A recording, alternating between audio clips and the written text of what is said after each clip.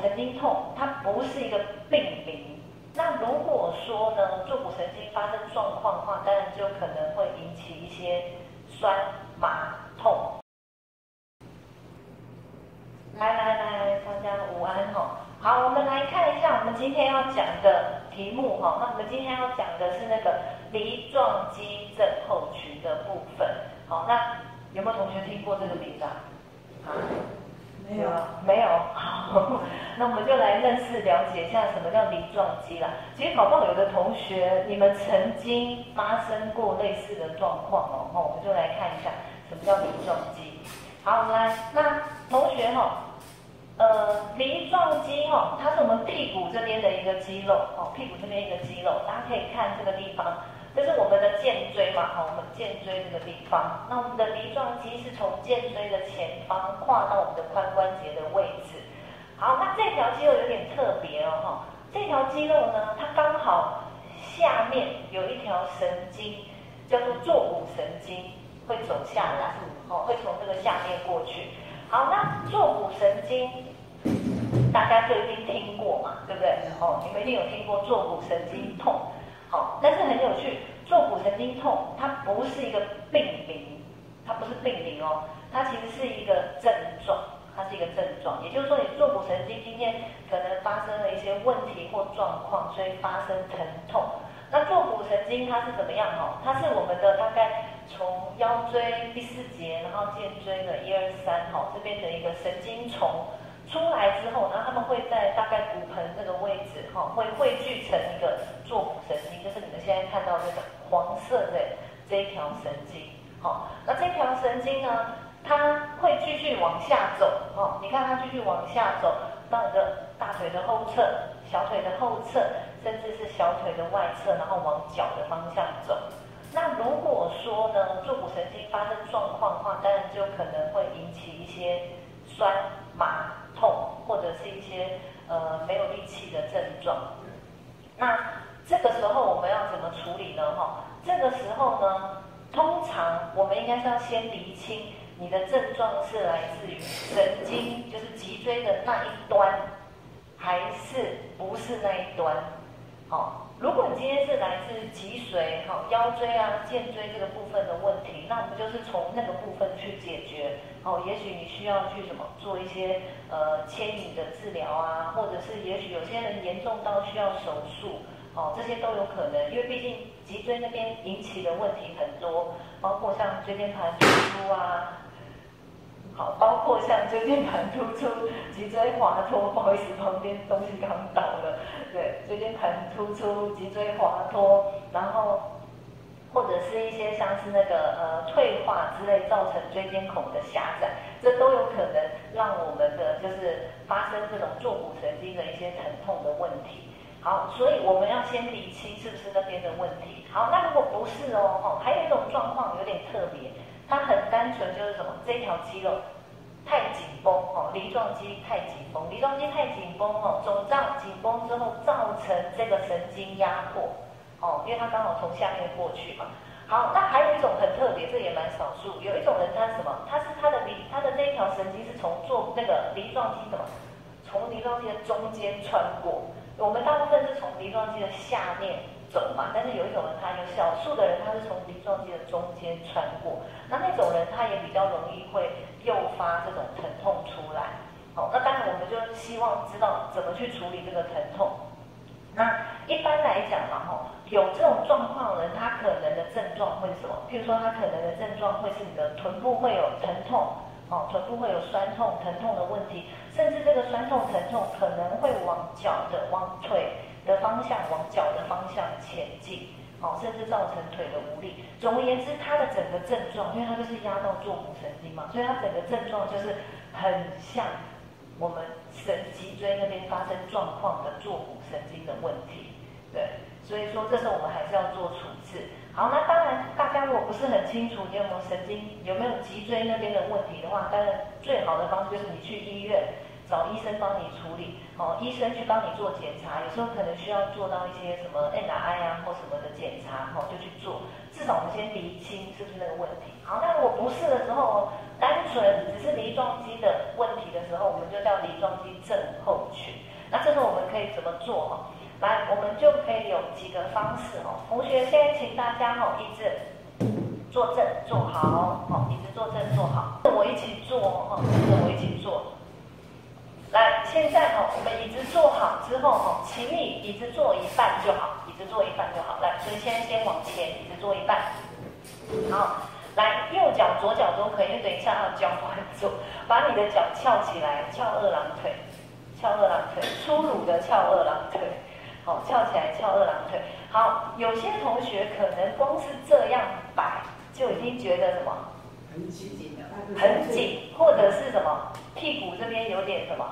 痛痛的了。哦，好，如果是这样子，你刚摆在这边就好，就可以停在这边15到30秒。但是如果你觉得什么没有特别紧的同学，你可以再给他一点点压力。之后，请你保持背挺直，人有点往前倾。你就会觉得哇，屁股那边又什么更紧更痛了，对不对？这就是在帮你做那个梨状肌的伸展，好，梨状肌的伸展，停住停留一下，我们停留都是停15到30秒，哦，拉筋15到30秒，停住停留伸展一下，好，好，来同学放松掉，来你们换边试试看哦，那我换一个角度给你们看哦，哈。脚翘二郎腿嘛，好，翘二郎腿之后，请你什么？背挺直，背挺直之后，慢慢下，有没有？下到你觉得你的臀部有紧痛感就停住了，哦，有紧痛感就停住停留，好，这就是在伸展我们的梨状肌哦，伸展我们梨状肌。然后你自己可以两边去观察一下那个紧痛的感觉。第一个是紧痛的感觉，第二个是什么？第二个是两边身体下去的角度。好，如果你下去的角度比较多才感觉紧的话，那就是这边比较松。如果你譬如说以我刚刚来讲，假如我刚另外一边下到这样就觉得已经很紧，那就是我刚刚下去的角度比较少的那一边就是什么？比较紧的那边。紧的那边可以多拉个几次，紧的那边你可能拉个5次，好，比较松的那边也许拉个3回，好，每次都15到30秒 ，OK， 好，好来，但是呢，同学你们在做的时候，我观察到你们还有一种状况是什么？有些同学是髋关节角度不够好，有没有？有的人是脚这样子很高，根本下不去，根本下不去，对不对？那其实是表示你的髋关节角度也不好。好，如果你还没拉筋之前就发现有这个状况的同学哈，你也可以顺便把你的髋关节角度拉一拉。怎么拉哈？请你把你的就是这样翘二郎腿就好，然后把你的手轻轻的压在你的膝盖上面，好，然后配合呼吸，鼻子吸气，嘴巴吐气，压下去一点点。鼻子吸，嘴巴吐，再往下压一点点。但是你要保持2个屁股是平均坐哦，坐在正中间，你不可以身体歪一边坐哦，坐在正中间。鼻子吸，嘴巴吐，往下压一点哦，这样反复哦。那当然，它柔软度这种东西不可能一天立刻拉开，可是如果你慢慢做伸展，那个角度会慢慢被拉松来。好，那如果你真的髋关节角度不好的同学，你怎么做梨状肌伸展？有一个方式去稍微帮你改良来把你的另外这个脚稍微伸直，有没有？我稍微侧身一下，稍微侧身给大家看。你本来这样子脚下不去嘛，对不对？好，那你另外这只脚微微的稍微伸直，好，伸直一点之后，是不是脚的角度就稍微下来一点？好，下来一点，这时候你就可以身体往前倾。好，这个是如果髋关节角度不好的人嘛，好，不好的人我们可以这么做 ，OK， 好，就是做一个改良的方式，所以大家可以用这个方式去做梨状肌伸展。好，好，那梨状肌它呢会发生在什么样的人身上？包括什么？包括说有些人久坐的，好，或者是呢运动过度的。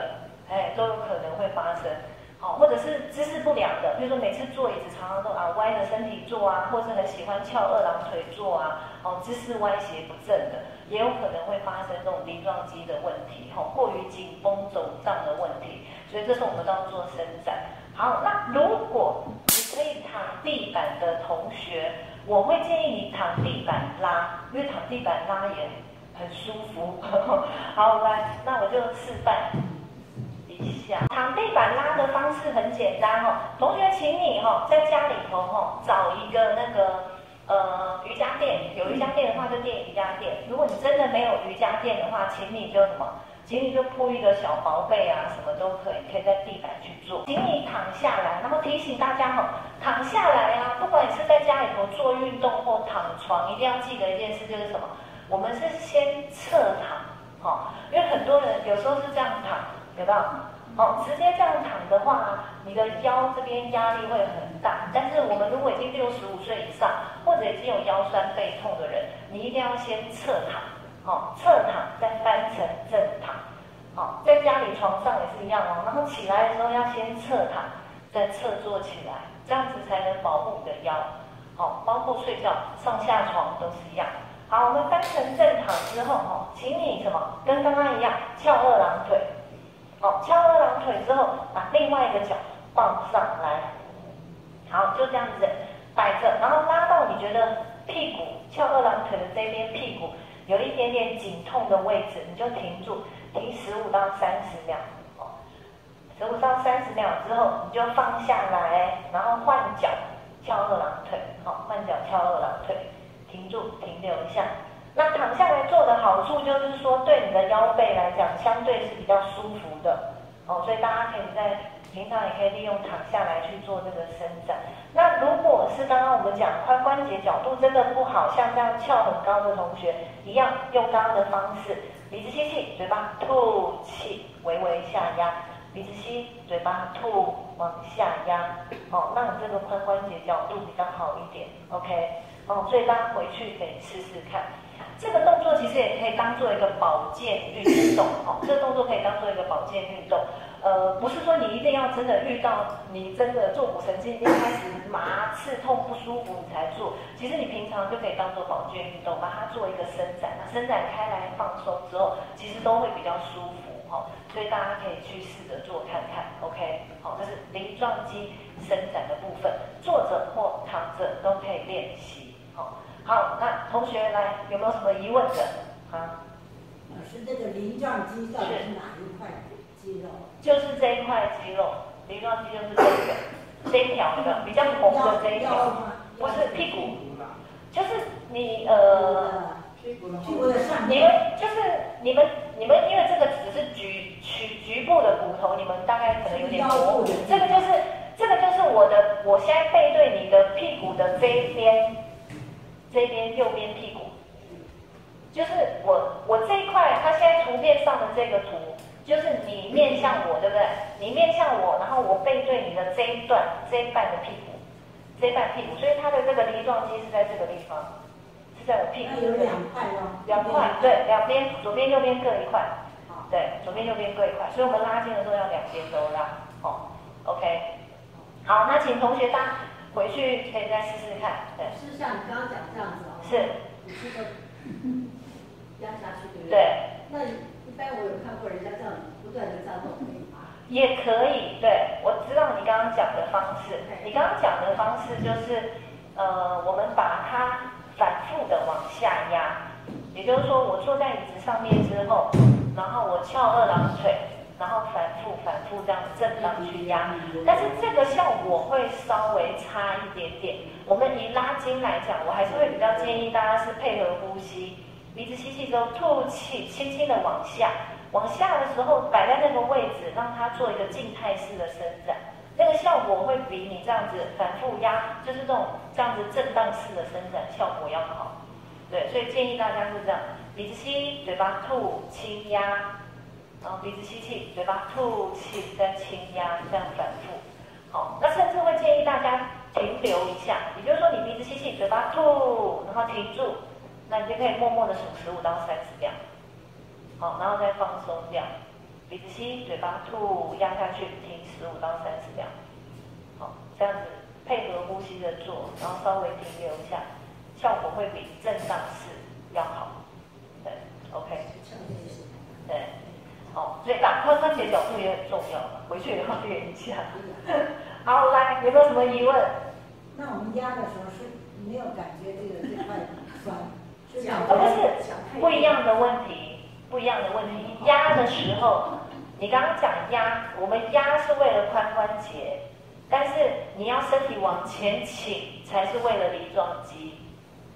对，对，所以是有一点不太一样的。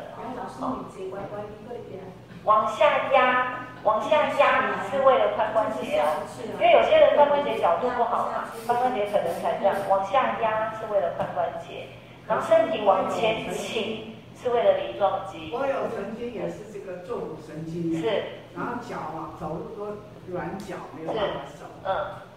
后来有去做复健，对，就是这个地方，对，还有感觉，对，还有点麻烦。没错，对，坐骨神经的疼痛。要这样子来做。这个是梨状肌，如果你是梨状肌引起的问题是这样做，但是如果你今天是脊椎引起的坐骨神经痛，是哪里引起？他们医生讲是坐骨神经。对，所以我就跟你们讲说，坐骨神经痛有2种嘛，有2种，一种不能讲2种啊，对不起，我这样讲又有点模糊，我把它比较大纲的去讲，你要讲2种也是对。坐骨神经痛它其实有2种状况，一种状况是什么？来自于脊椎的问题，脊椎的问题，一种是来自梨状肌的太紧绷压迫，对。那如果你今天是脊椎有状况，椎间盘突出啊、神经孔狭窄啊这些的，就要从那个方面处理。如果只是梨状肌太紧，我们就从梨状肌去做。那如果同学你不确定也没关系，就去看医生。但是这个动作，我们刚刚讲的，不管是这个坐椅子翘二郎腿，或是躺地板的翘二郎腿，它都是可以当做一个保健运动。它本身是治疗运动啊，但是你也可以把它在生活中当做一个保健运动去做。对，所以如果你刚刚这样就已经会痛的同学，回家躺下来拉拉看，躺着拉蛮舒服的啦，我自己觉得。对。还有没有什么疑问？老师，那个其实有时候会痛，是，有时候不会痛。没错。走路这个是什么？大部分我们神经的疼痛，本来常常就是有时痛有时不痛。但是如果你们真的搞不清楚到底真正的问题是什么的话，就还是得找。他有时候他正痛的时候，你打一打，他就不痛了。如果打一打就不痛，有可能是你的肌肉太紧绷对，有可能是因为肌肉太紧绷，所以稍微打一打做一下也可以，比方走的不舒服，走就做一下，做几分钟，它以后好了。